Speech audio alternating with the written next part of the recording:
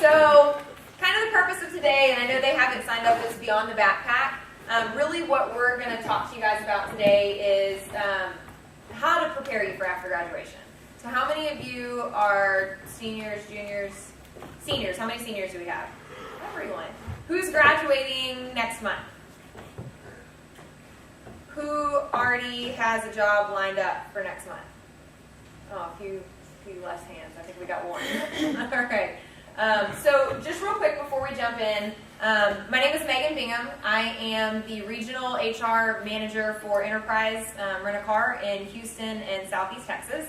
I started with Enterprise almost 6 years ago. I feel like I'm aging myself here. Almost 6 years ago as a management trainee in Houston and worked my way through the management ladder. About 2 years ago, I came over as a recruiter. And I don't know if any of you have seen any of the other presentations that we've done, but if anyone's met Vanessa, she's now our current recruiter. So I did recruiting for a year and a half, and then about 6 months ago, I moved over to take over our HR department for the southeast side of Houston.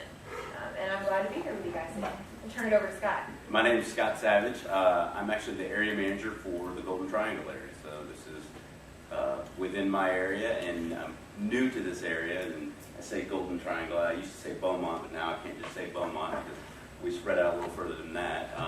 I've been with Enterprise for 12 years. Well, in December it's going to be 12 years, but it's flown by. And very similar to Meghan, I kind of worked my way through the ranks, assistant manager to a branch manager. Went to the airport operations in Houston, was in our business rental side, so I did the outside sales and marketing for a couple of years. And then following that, worked in the transition with Alamo National, which are our sister companies, if you will. And then ran an area in Houston, Pearland, Friendswood area for about 3.5 years, and then had the opportunity to move out east, and I did. And so here's where I am, and I've been here for 4 months out here. We put him through a series of questions to make sure he knew how to hunt and fish before we let him come run this area. It was a prerequisite. Yeah. So we're going to start with just talking about kind of the basics of professionalism and how to prepare you for everything from interviewing to your first position and how to interact with business professionals in the real world and kind of what that means, because I think everyone has a different idea of what professionalism means. So I don't know how to work. Oh, there we go. Okay, so we're going to talk about professionalism, first impressions, cell phone, email etiquette, verbal and written skills, and professional attire. Okay, so acting like a professional really means doing what it takes to make others think of you as reliable, respectful, and competent. Okay, so as college students, what can you do now to master these skills? So let me back up for a second. What does professional mean to you? I know what it says on here, but what does it mean to you guys? Professionalism. You're on time. You're ready. Okay, so reliable on time. What is, here's a good question. She said on time. What does on time mean to you guys? Early. Early. She's probably been in one of these presentations before. How early? Fashionably.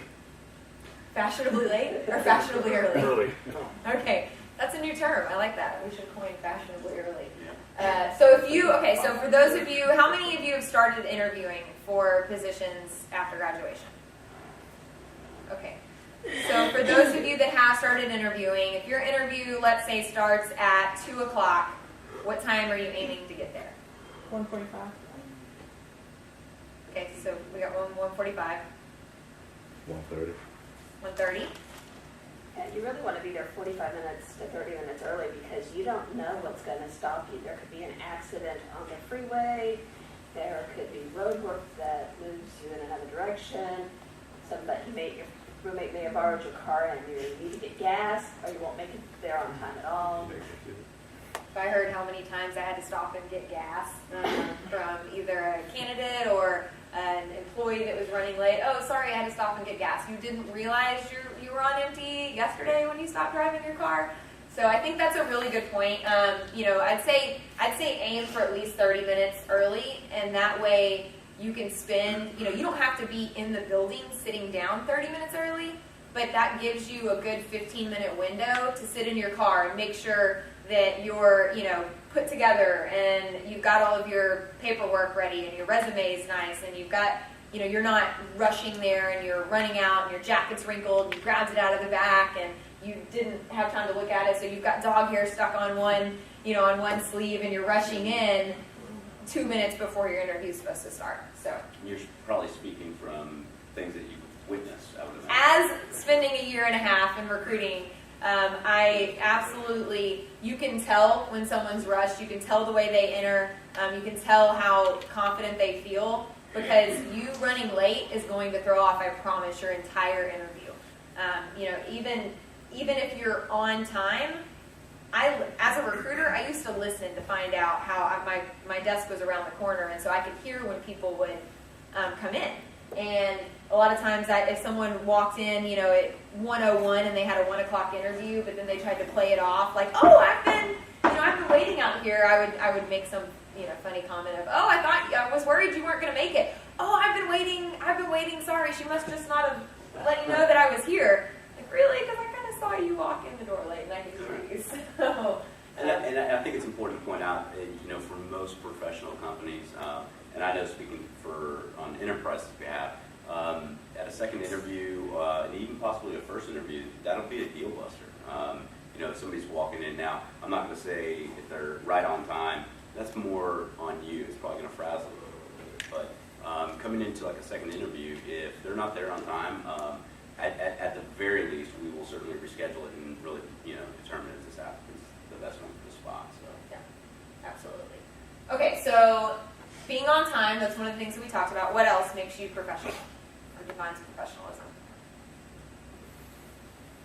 Your dress, your attire. Okay, great. We're going to talk about that in a minute. Anything else?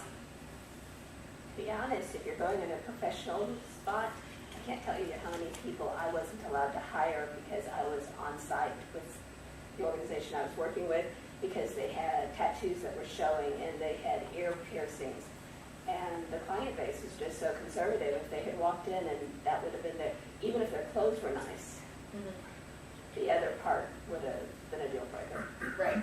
I think I'm glad you brought that up, and I don't know that that's in our presentation, but with everything from piercings to tattooing, if you don't know beyond a shadow of a doubt that you will ever work in a professional environment, if you're going to get a tattoo, get it somewhere where you can cover it up. We've got lots of people that work for our company, and a lot of our guys wear long sleeve white shirts and ties, and so, they have it a little bit easier, but, if it's a neck tattoo or on your face or on your, fingers or hands, that can throw everything off for you. So a decision that you can make now that you think is cool may potentially impact the rest of your life. I know it might not seem like that big of a deal, but it is. Same thing with piercings. If you're going in for an interview and you don't know the kind of company that, let's say, I know, Chipotle. Okay, so you go into Chipotle. Okay, so I don't know what. Okay, well, if anyone's ever been to Chipotle, I think one of their images is, you can have like the crazy gauged out ears and the tattoos and everything. Freebirds. There's Freebirds here, right? Yeah, we have Freebirds. I'm from Orange, so we didn't have anything. When we got to Super Walmart, we were excited. But Freebirds, so the tattoos, the earrings, and everything, that's cool if you're interviewing for a position like that. But if you don't know, always stick to a more professional, conservative image until you find out what the norm is for that company. You can always spice it up later, but if you take the risk early on, you may never get the chance to. Okay. Move on. Okay, so first impressions. All right. I think hold on. Let's see. First impressions. So let's talk about phone handling and first impressions. Voicemail message. Okay, so before you get to the voicemail message, who has a ringback tone? Is anyone brave enough to raise? Okay, so we have one. I think I do. I think it's a little violin or something like it comes naturally. But yeah, whatever it is. Okay. I think I got it on. Anyone else? Anyone have a customized ringback tone with their favorite music? Okay, good. Now we're ahead of the game.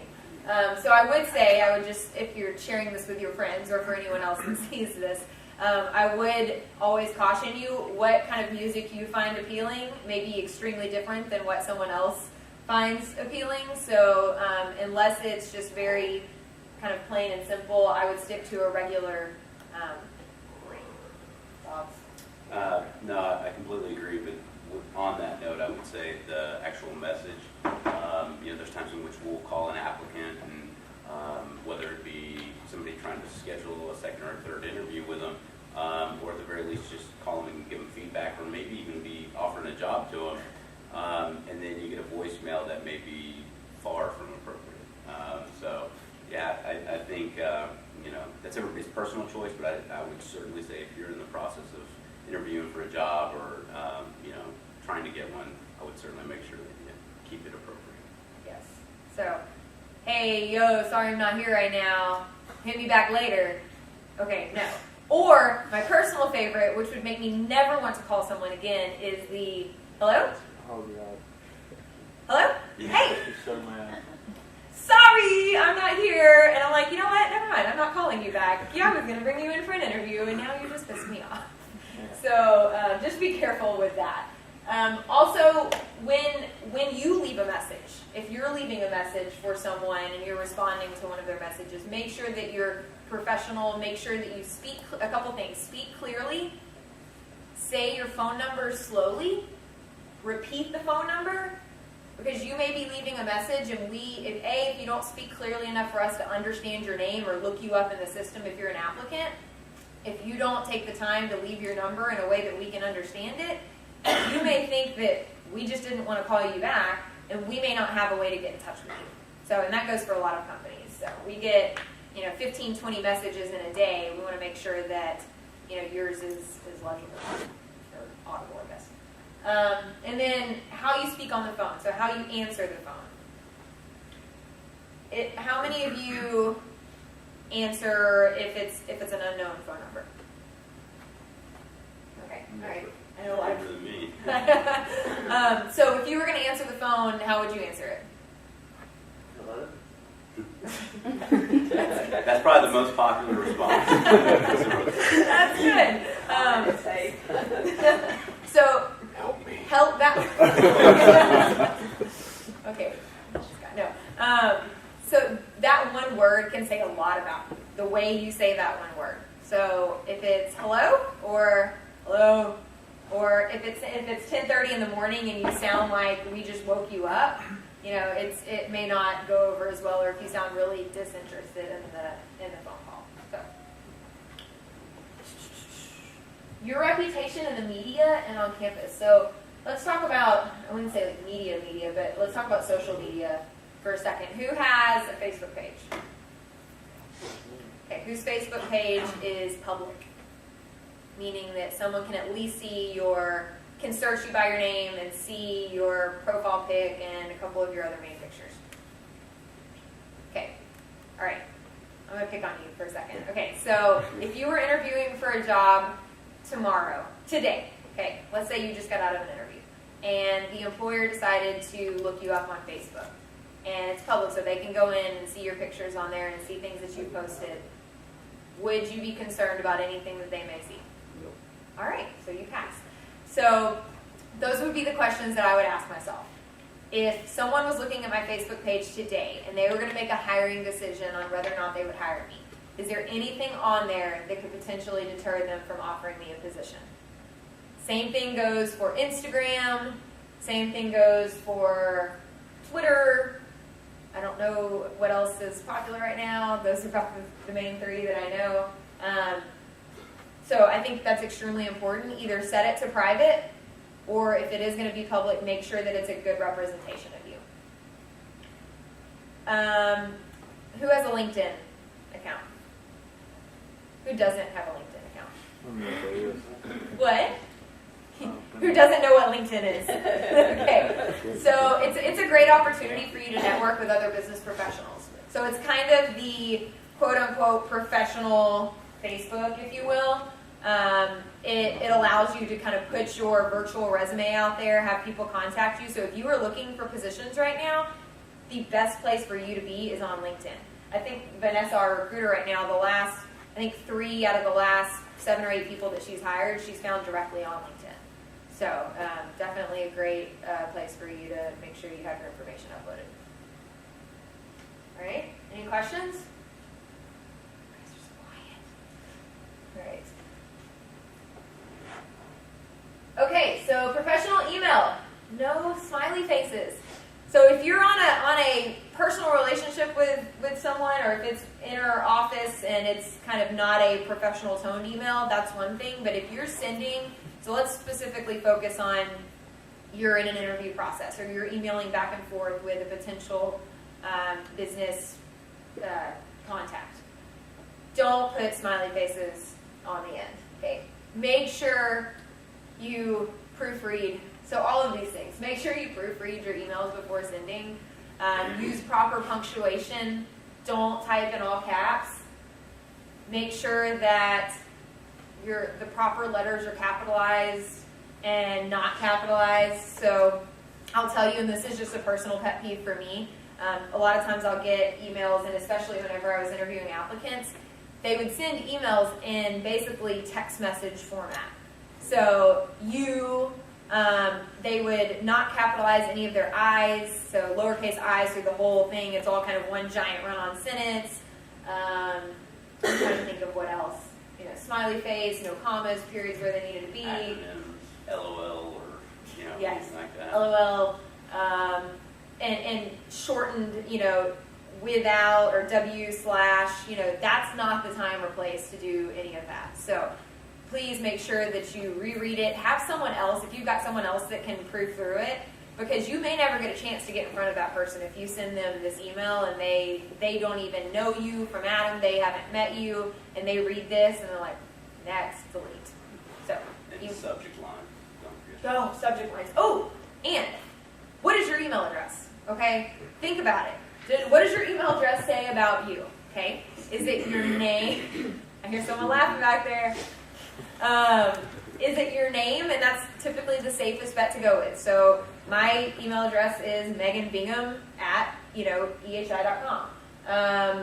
And even my personal email address is my name at gmail.com. So if you can't find just your name at a Gmail or Yahoo or an AOL or whatever, I don't know if anybody uses AOL anymore, but if you can't find that, come up with your name plus maybe a combination of 1 or 2 numbers. But if you are thinking in the back of your head right now that your email address is, hot stuff XOXO or whatever was cool, I'm trying to think of some funny ones. Well, that yeah, I've seen. we see a lot of those, and I think I hate to say it, but you judge somebody based off of, it may have been an email they set up, 5 years ago, 10 years ago, and that was something they were interested in, who knows, but yeah, you just want to keep it plain and simple. Right. So that's don't leave out the subject line. Okay, so recruiters could get anywhere from 75 to 200 emails a day. Okay, so make sure yours actually has a subject line and make sure it's something catchy. So if it's interested candidate or, a short, brief, May graduate, looking for something. Make sure it's applicable to what you're emailing them about and make sure that it's something that's going to grab them, not just, hey. I'll tell you, when I get emails with the subject line, hey, I'm scared to open them now because of the junk emails or the spam emails that you get. That's typically one of the headers in that. So don't use that, and then don't overuse high priority. That's more for once you get into a company. Every email you send, you don't want to put high priority because then people will stop. It's like the boy that cried wolf. People will stop thinking it's high priority.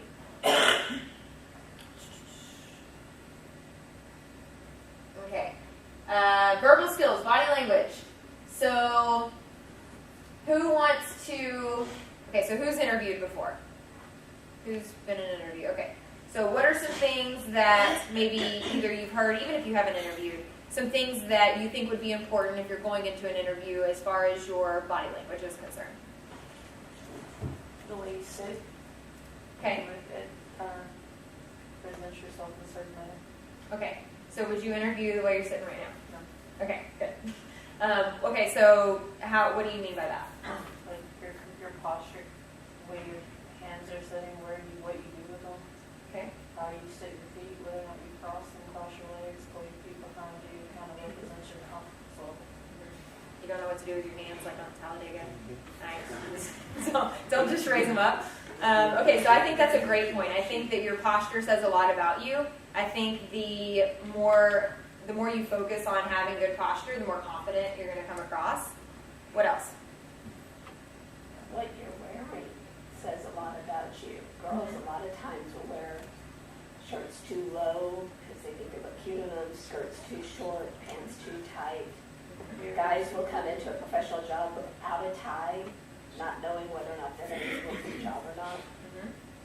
Yeah, no, that's a great point. Or dousing yourself with, I think that's one of our, dousing yourself with perfume or cologne before you go in because your girlfriend said it smelled good doesn't mean that the interviewer needs to smell it.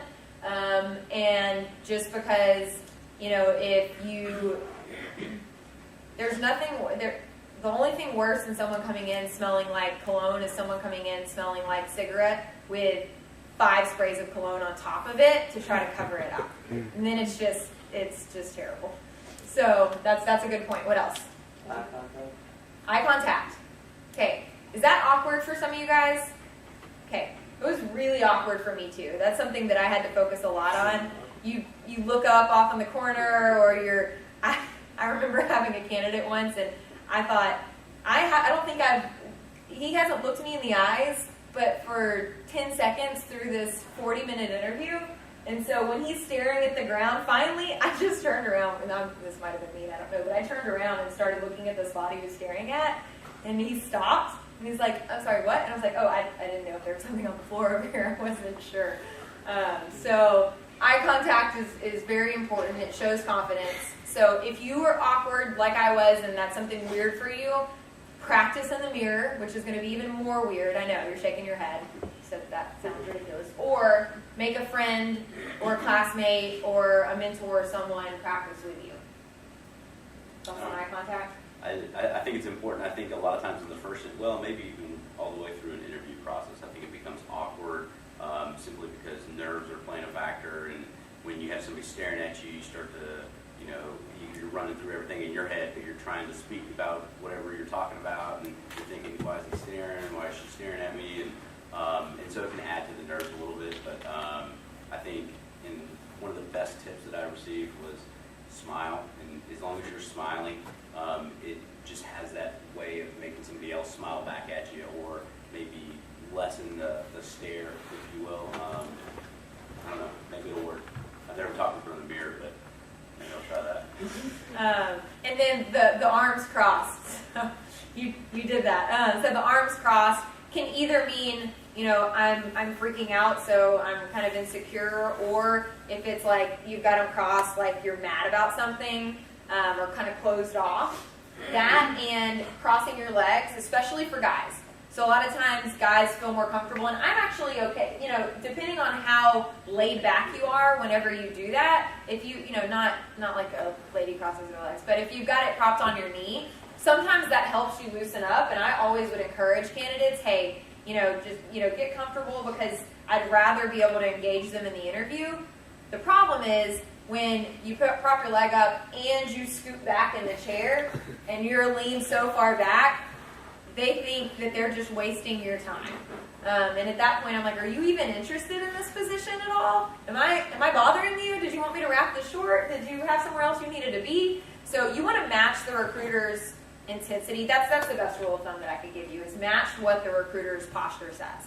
So if they lean up, and if they're leaning over the desk, maybe they're going over paperwork with you, you need to lean up too. If they're relaxed in their back, you can relax a little bit as well. So. Okay, verbal skills. Always stand to greet people. Here's another big one. When I would go to meet an applicant at the front of the office and they were sitting out in the lobby, and they, here's another thing. Always treat everyone like they play a huge role in whether or not you're getting the job. So a lot of people think that the recruiter, the person that they're interviewing with, is the most important person that they're going to be meeting with that day.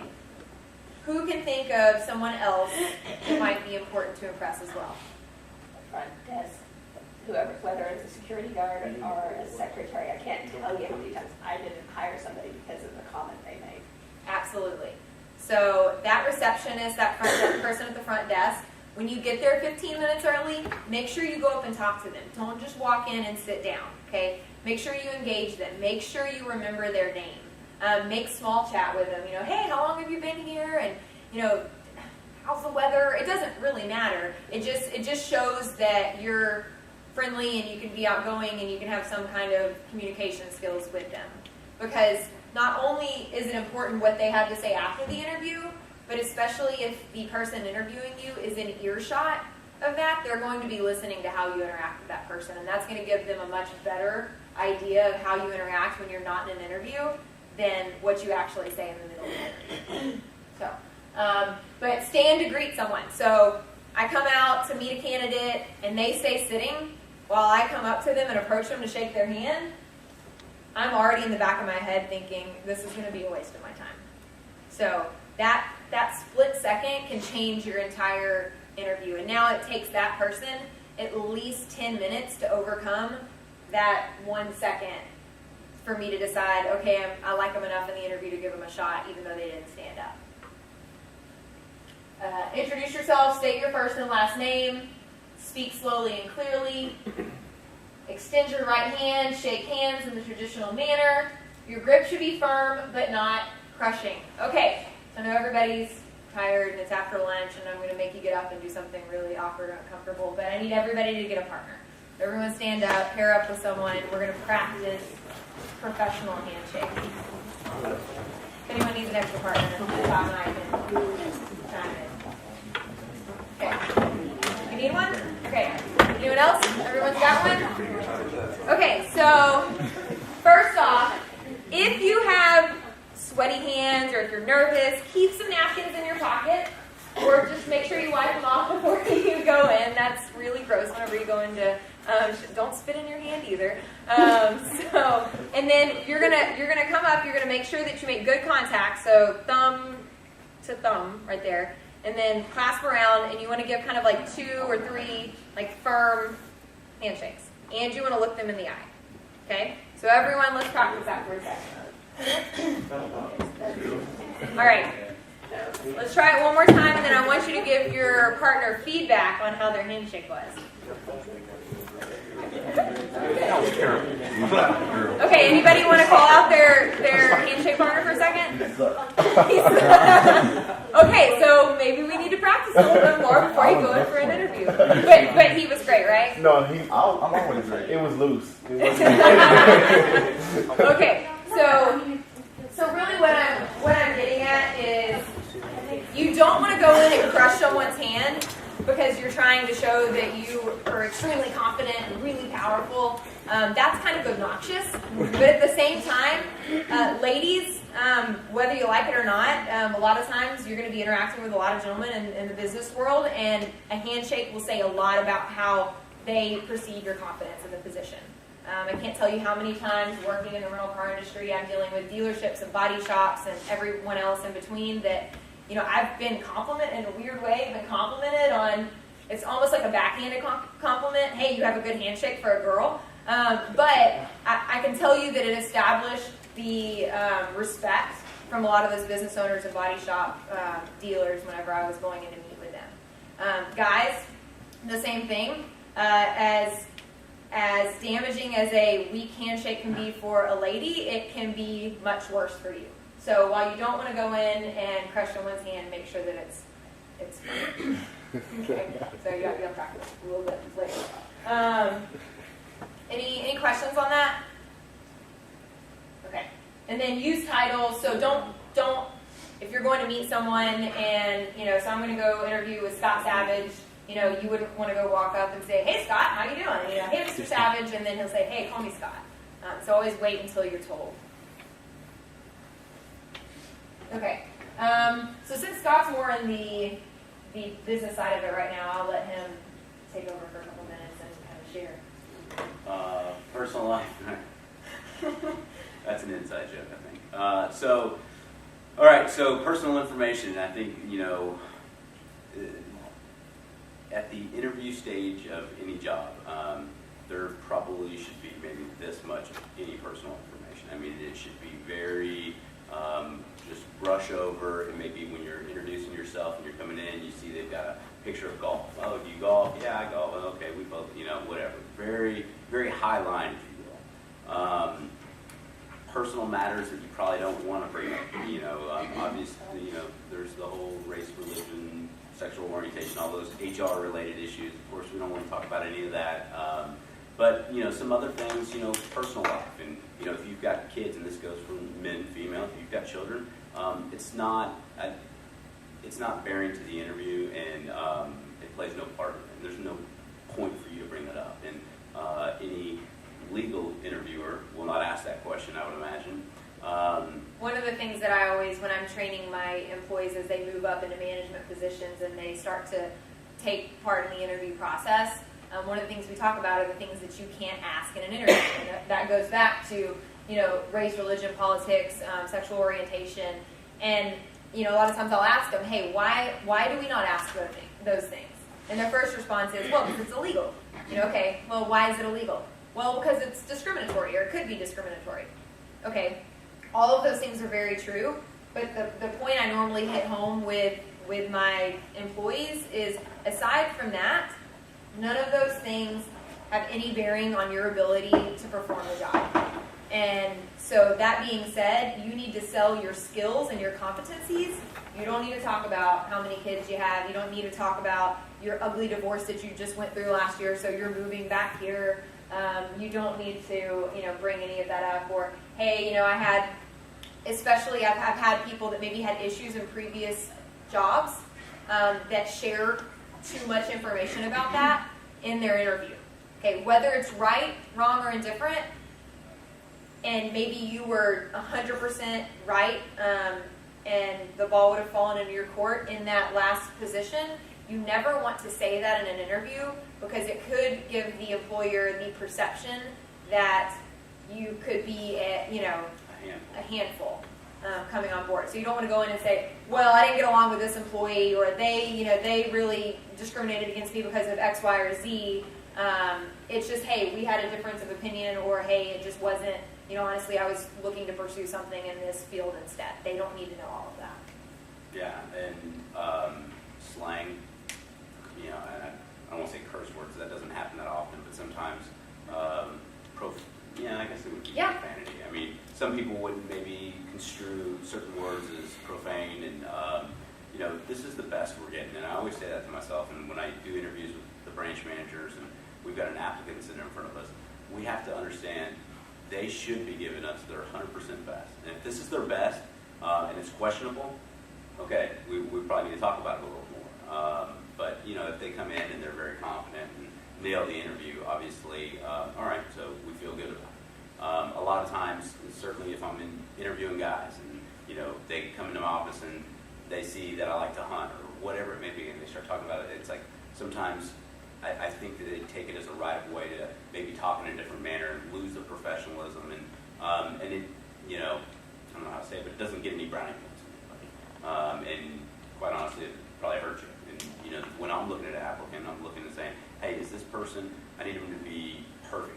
They've got to give unbelievable customer service. As I'm going through this checklist in my head, can I see them doing that? Can I see them doing that off the clock, on the clock, with a customer, dealing with this, dealing with that. So you want to keep it professional throughout the whole time. In personal business, outside of just jelly beaning from the initial get-go. They have no idea what jelly beaning means. Sorry. It's an enterprise word. Okay, so, Building rapport. There you go. Building a rapport at the beginning of it.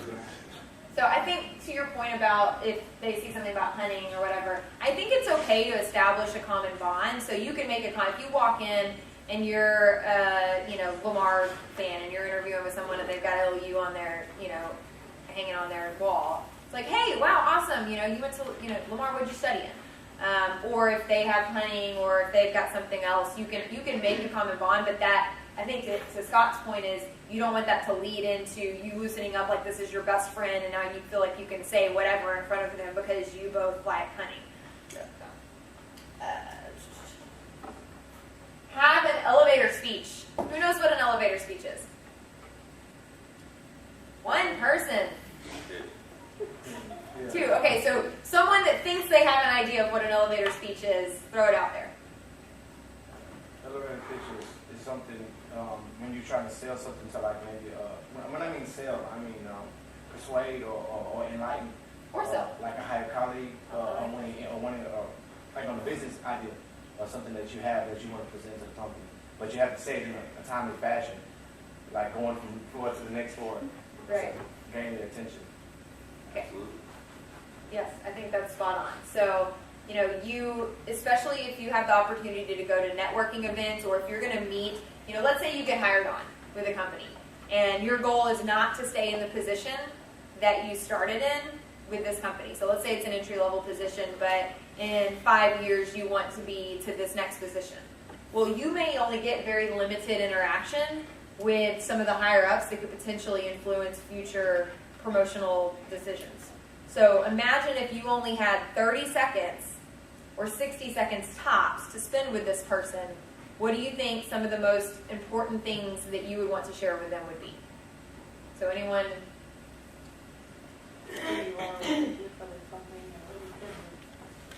Okay. So someone that's done this before, someone that's, you know, and it doesn't have to be necessarily for you personally, but has ever seen this or in an industry that you're currently working in. So someone raise their hand. You have a job already lined up? Okay, can I pick on you for a second? Sure. Okay, so where are you going to work? Where am I going? What are you going to do? I guess you don't have to tell me. the Supplier company. for an offshore rig.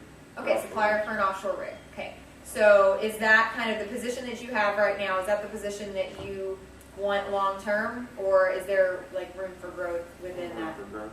Okay, so your dream job within that company would be what? To manage a bunch of offshore rigs. Okay, all right, so imagine that you were getting to meet one of the current managers over a bunch of offshore rigs.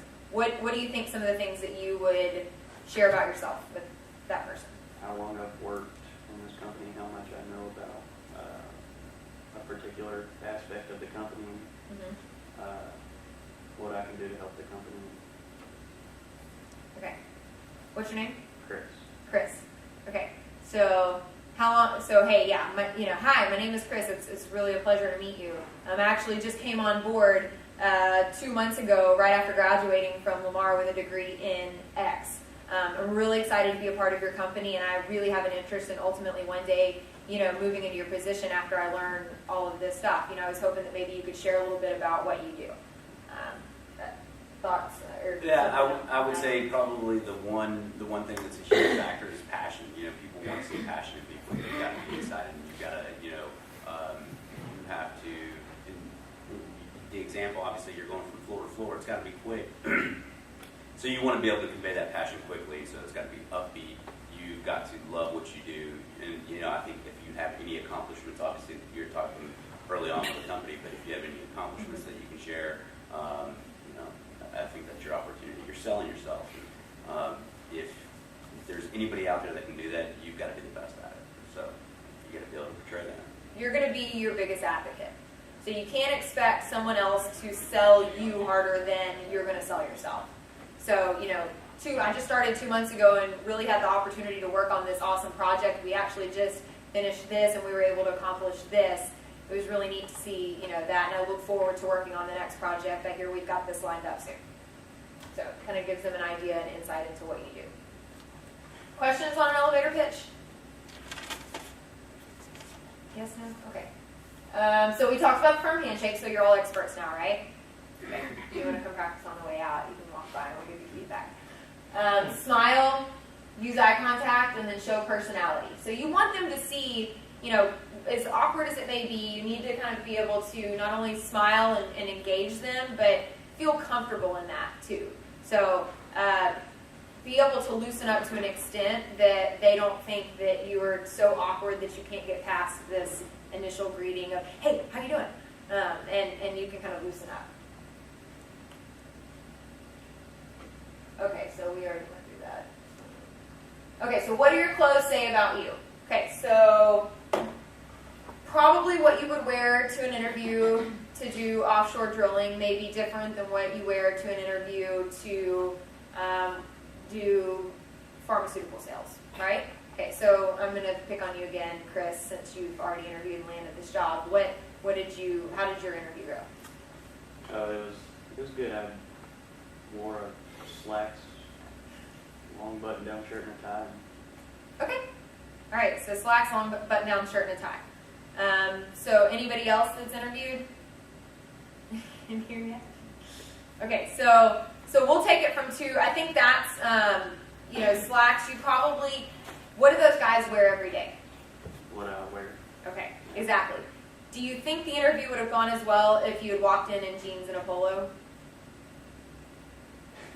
If I didn't know the guy, probably not, but But you did. Okay, but if you didn't know the guy, yeah, I wouldn't. the point I'm making is always err on the side of caution. Better to be overdressed than underdressed. Not only for how the interviewer is going to perceive you, but for in the back of your head, how many of you have ever showed up to a party and maybe everyone else is in nicer clothes or in a dress or something, and you wore jeans, or everyone else is in slacks and you wore jeans, and as soon as you walk in, that's all you can be. You're just thinking, oh, I totally blew this. I see a couple heads shaking. And so you'd rather be the one that's confident, like, hey, okay, I can shed the jacket later, or I can take the tie off, but I can't put it on. So let's kind of take it from head to toe for a second.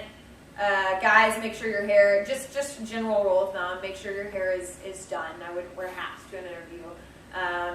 For guys, it doesn't matter if you wear earrings every day, don't wear them to an interview. My husband wears earrings. He did not wear them when he was interviewing. So I don't care if you think they look really stylish or if they're blinged out or if you've got these cool gauges or whatever, don't wear them to an interview. You can put them in later. Cover up your tattoos. Button-up shirt, tie. I would say always err on the side of caution. If you're wearing a tie, make sure your top button is buttoned. And make sure your Scott's double checking. And make sure your tie is tied straight. There's nothing more distracting than like having a sloppy collar and like the tie's crooked and you're interviewing with someone and that's all they can think about through the whole interview, right? If you have facial hair, you don't necessarily, for us, for a company, we actually require that our guys are clean shaven, except for mustache. If they want a mustache, they can, but other than that, clean shaven. But even if you're not clean shaven, still make sure it's trimmed and it looks groomed. Make sure your clothes are pressed.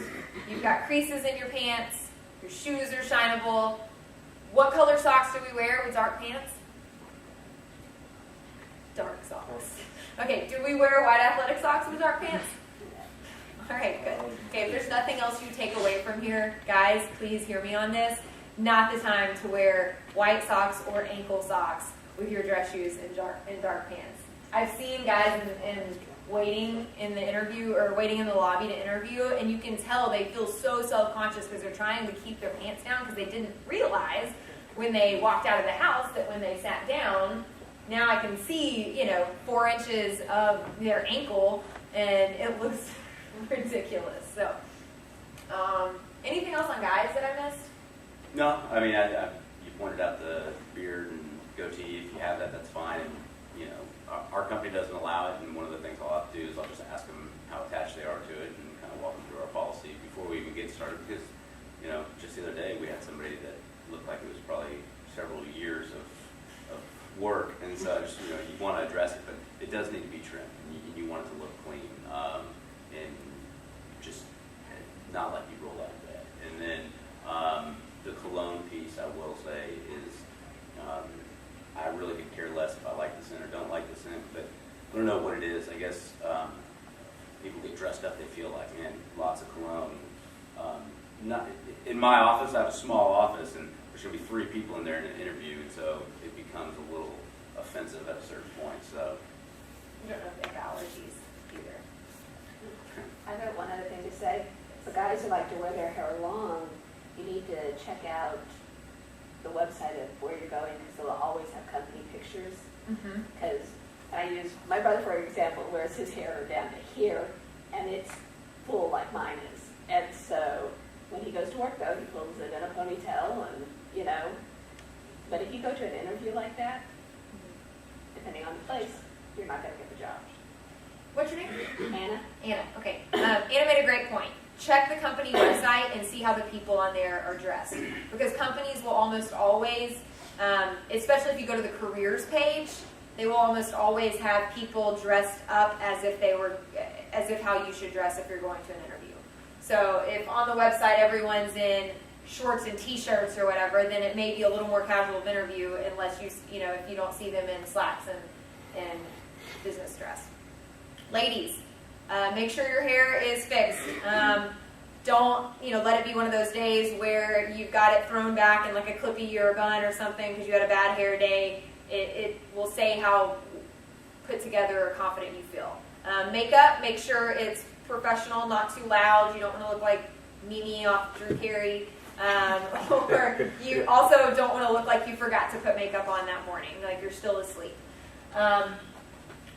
Jewelry, here's a good rule of thumb for everything. If it's something that you're going to wear to the club, if you're going to walk out and say, man, I look good in this, these earrings, these shoes, whatever it is, if you feel like you're going to be hot going to the club, don't wear it to an interview. Okay? I don't care how much you think if you flirt with the interviewer that you're going to get the job, it's really a huge turnoff. So, to Anna's point earlier, make sure that your clothes are conservative, that they're not revealing, no super low cut blouses, no really short skirts, and with shoes, I tell people, so these are just classic black pumps. There's not too many ladies in here, but anything taller than 4.5-inch heels is probably too tall for an interview. If you are the kind of girl that likes to wear flats and doesn't like to wear heels, put on something that has at least a 1/2 inch or an inch heel for an interview. It doesn't have to be a super high heel, but it just gives it that kind of you're a little bit dressier for the interview. Doesn't mean that you have to be in high heels. But then make sure I wouldn't go crazy on the colors, so no blue or green or electric pink shoes or bright red shoes for an interview. Same thing with tattoos, cover them up. And piercings, I would say for us, for a company, and we are a little more on the conservative standpoint, two earrings in your lower lobe. If you have a bunch of earrings up top or in the middle or on your eyebrow or on your nose, I would suggest taking those out for an interview and then finding out what the company policy on it is, and then you can put them in later. Okay. Questions on that? Questions on dress? Anything? No? So you guys, when you leave here, you're going to be so ready to go. Okay, so we covered low-cut necklines, knee skirts, a lot of prints, makeup, sheer fabrics. Don't wear something see-through. You're wearing it to the club. Don't wear it to the interview. Business casual. So probably like for your interview, you could have gotten away with business casual, but slacks. Make sure that everything's pressed. You don't have to have a tie for business casual. Here's a couple other things, and this can be in an interview process or even once you get into a company, especially when you're early on in a company. Gossip. Don't be the person that instigates stuff, and don't feel like you've got to jump in if everyone else is talking about whether it's someone, something, a policy that they don't like. I always warn my new hires on day one that you never know who you're going to end up managing down the road. So we work for a company where promotions are based off performance, and you could have a fantastic performer that's only 7 or 8 months in with the company that gets promoted to a management position over someone that's been there for a year and a half. Okay, and maybe 3 months ago you were both talking about something or griping about something, and now all of a sudden you just got promoted and now you're their boss.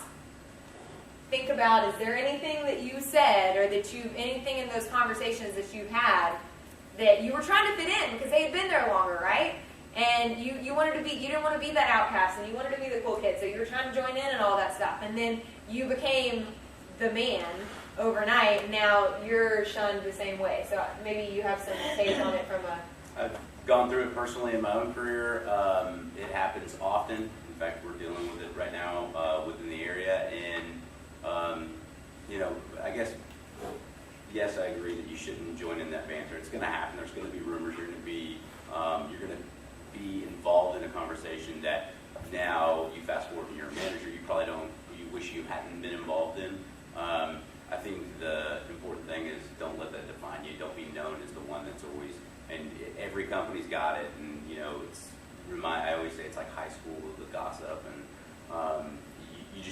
be the one that's known for that. And if I go into Megan's office, she's not going to sit here and rattle off 15 different rumors that she's heard in the last month.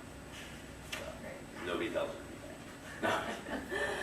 Oh, very funny. Negative attitude. Your attitude colors everything you do. I didn't write that, but so basically, your attitude that you have is people's perception of you, right? No one wants to work with the person that is always dragging everyone else down. So, you hear the phrases, and sometimes they're cliche, fake it till you make it, or put a smile on, you'll feel better. But there is some truth to that. And if you're having a bad day, there's no need for you to bring everyone else, down. I always tell people, check your personal life at the door. Same thing that Scott said earlier, you don't need to air your dirty laundry to all of your coworkers. If you have a coworker who's also a good friend and you're going out for drinks afterwards, or you're having lunch together and you feel like you can open up to them, that's one thing. But if you come in and you're mad about, drama at home, or I can't believe she said this, or I can't believe this, or that stupid customer did this, then that's going to get you a bad perception. People are going to develop a bad perception of you really quickly. Poor attendance and frequent tardiness. Okay, so has anyone ever personally had an issue with this, or knew someone, worked with someone that was constantly tardy? Yeah? Yes, I have. Okay. How did that make you feel? If you worked with that person, how did that make you feel? Jealous. Huh? Jealous. They get Why? away with it. Because they got to come in late. They So get what away are you with it. doing there early, right? Yeah. Okay, so you probably didn't like that person a whole lot, right? So, don't be that person, because you may think you're only impacting your manager, or you're only impacting yourself, but you're really impacting everyone else around you, and it could get you a very bad rap early on that could potentially have people pass you up for interviews or for promotions later on down the road. Same thing as going up, showing up on time for an interview. And it also costs the company money. Even if you're hourly, there were things that could have been done in that 10 minutes or 15 minutes. It's kind of like being ready to work. If your shift starts at 9 a.m., you should have, and you're allowed to have coffee at your desk, you should have your coffee and be at your desk at 9. It shouldn't take you 15 minutes to walk in, get coffee, say hello to everybody, then sit down and start your workday. Yes. When they say, hey, we start at 9, I think that's good too, because we'll say, hey, be here, our morning meetings start, let's say they start at 7:15 in the morning, so we get started early. That doesn't mean walk through the door with your tie undone, putting your jacket on at 7:15, straightening your tie, then you walk to the back, then you get your coffee, then you're sitting down, and it's 7:23 at that point, and everyone's sitting there staring at you waiting to start their meeting, or they started the meeting already, and then you missed some of the most important things for the whole day to set you up for success. And then unprofessional body language, I think that just goes back to slouching, looking disinterested, the way you engage with other people. You also want to be careful, especially in a professional environment, that you're not overly touchy. You never know when you could potentially have a sexual harassment claim come back on you. I only say that because being in HR now, I've seen, not from within our part of the company, but I've studied a lot of cases and things where you think you're just being friends, or you're going to help someone, but it makes them feel uncomfortable. So just make sure that you're being professional. I agree. You agree. Okay. Always maintain ethical conduct. Be honest and refrain from unethical practices. So just from an HR perspective, I can tell you that I always joke that people think HR are the bad guys, and that we hire and fire people. Okay, and I always say I don't fire anyone. I only hold policies consistent. People fire themselves in our company. And Scott being within the rental aspect, I don't know if there's anything you want to share from how that influences. Well, yeah, I mean, as far as the conduct and following rules, and what I see more in going from branch to branch in new hires is people trying to manipulate the system, cheating. That's a big one. We're a performance-based company, as Meghan was saying, and promotions are based on your ability to perform and outperform your peers, and which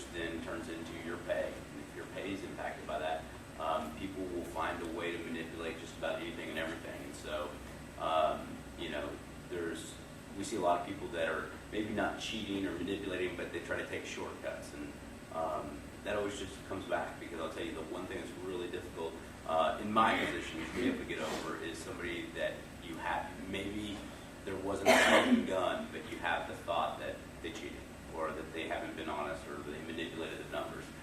It makes it very difficult for me to say, hey, you know what, this is a good person for a management position down the road. So that's kind of more what I see. Obviously, your side's a little more versed on everything. So. Smile and put your best face forward. Have a positive attitude. You never know when you may be interested in pursuing something else within the company, or you never know where one business contact could end up leading to a long-term career. And let's say you have, I'll just use our company for example. Let's say you struggle in maybe one area of performance within the company, and so you can't continue to move up. Enterprise, we have 10 different divisions that you can work in. And let's say you can't continue to move up in this one division because you're struggling with performance. And now let's say that let's say there's 2 people that are struggling with performance, and one person has a fantastic attitude regardless, every day they bring their best, and the other one has a negative attitude about everything. That positive attitude will do more for that person regardless of the fact that they may be struggling in this area to help open other avenues than that person with a negative attitude. So admit your mistakes. I have, from an HR perspective, and just life advice, I have had to fire more than one person for lying to cover up a mistake that had they just admitted the mistake and owned up to it and said, hey, I'm sorry, I screwed this up, I really need your help, I apologize, it won't happen again, and let's move forward, because they were worried that by admitting the mistake that they'd get in trouble, or they'd get a write-up, or they'd get fired. So they covered it up, they lied about it. They didn't get fired for the mistake that they made. They got fired for lying about the mistake and trying to cover it up. So always admit your mistakes. You can learn from them and then move on. If you struggle with one area and you learn from it, and maybe someone called you out on it and you took something away from it, fix it and move on. Don't dwell on that one thing. Like, oh, I can't believe I screwed up, and man, I should have played again, or I can't believe I sent that email out to the wrong distribution list, and now, man, I'm going to get, they're going to hate me for it. Just fix it and move on, because the more you dwell on something that you messed up on, the more everyone else is going to remember it too. Display competence. Be confident in your abilities. You earned your way into the position. You've gotten to this point. And you need to be proud of what you've done and accomplished to this point. So, and then take a leadership role whenever possible. So how many of you guys are currently involved in any extracurricular activities or organizations on campus? Okay. So it might be a little late if you're graduating next month. But if there's any opportunities or anything out there that you can still volunteer for, or you can raise your hand for, now would be the time to do it, because that's going to be a huge resume booster for you. And I think that's basically, professionalism is not a label. It's not something you give yourself. It's something that you hope that other people can define you as. That's all I've got. What questions do you guys have? Nothing. So who feels like this, they're going to go out of here? Who is still searching for the job? Are y'all starting the interview process? Soon. Okay, so what are some takeaways that when you leave here today, what are some things that you're going to do to help you land that deal next time upon graduation? Improve eye contact. Okay, good. Improve eye contact. I know there's a couple of you that need to work on the eye contact piece. What else? Have a positive attitude. I'm picking on everyone. I would also say be confident whenever you're speaking, and I understand that you're back there and I can't hear you very well, but make sure that when someone asks you a question and you're giving them the answer, there's nothing more discredifying, that's not a word, okay, that will destroy your credibility than you, I just created that one, than you kind of making a question sound at the end of your statement. So, why should we choose you for this job?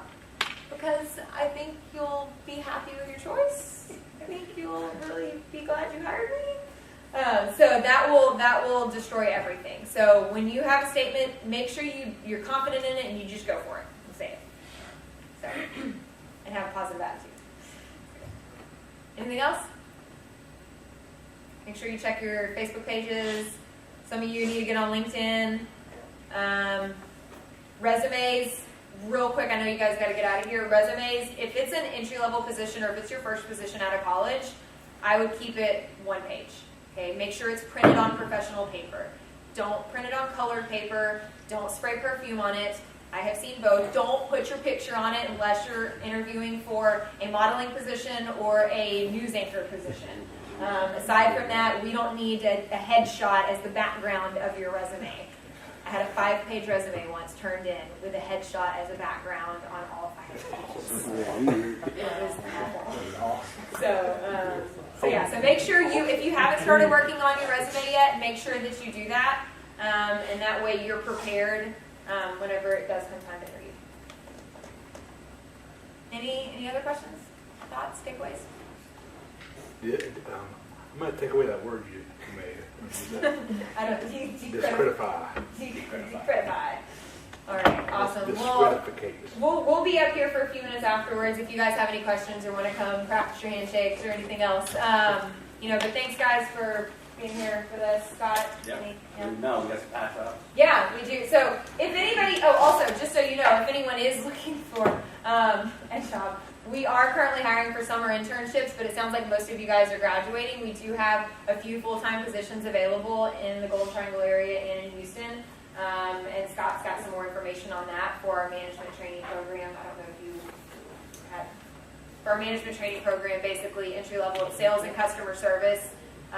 You are going to be trained on how to run a business in and out, the everyday operations of a business, and the goal is to promote within to move up into management. So I know in my 5.5, almost 6 years with the company, I've had 6 promotions, and I know Scott's probably had just as many, if not more.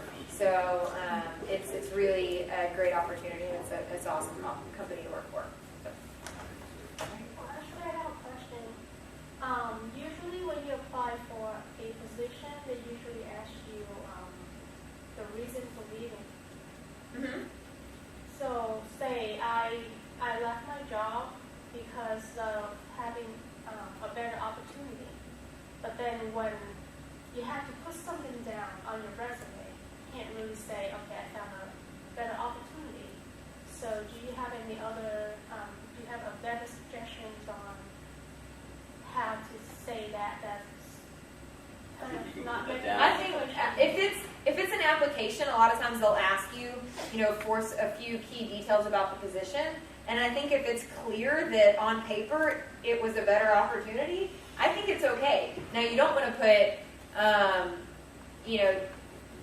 disagreement with management or didn't like policies on something.